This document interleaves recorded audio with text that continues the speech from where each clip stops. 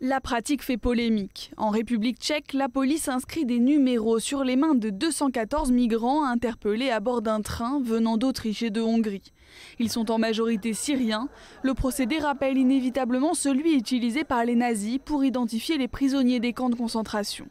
En Grèce, la situation n'est pas meilleure. Quelques 4300 migrants, dont beaucoup de réfugiés syriens, ont été acheminés par les autorités grecques entre mardi soir et mercredi matin dans le port du Pirée. Objectif, soulager l'île de Lesbos au risque d'augmenter les flux d'exilés et les tensions dans le nord de l'Europe.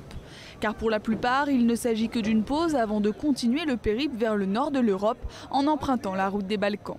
Ce que je veux dire aux Hongrois, c'est pourquoi vous voulez arrêter les Syriens et les autres? Pourquoi? Nous voulons juste une belle vie et puis la paix. Nous sommes tous des humains, nous sommes des humains.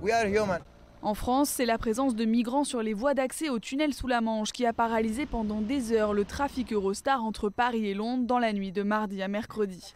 Un des trains a dû être évacué. Les 700 passagers sont restés bloqués près de Calais.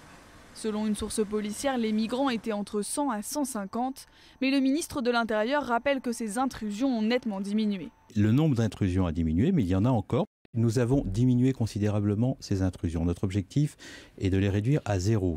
Eurotunnel a dénombré jusqu'à 2000 tentatives d'intrusion par nuit fin juillet, avant une décrue à 100 ou 200 en moyenne ces derniers jours. Mais au moins 9 migrants sont morts aux abords du site depuis début juin.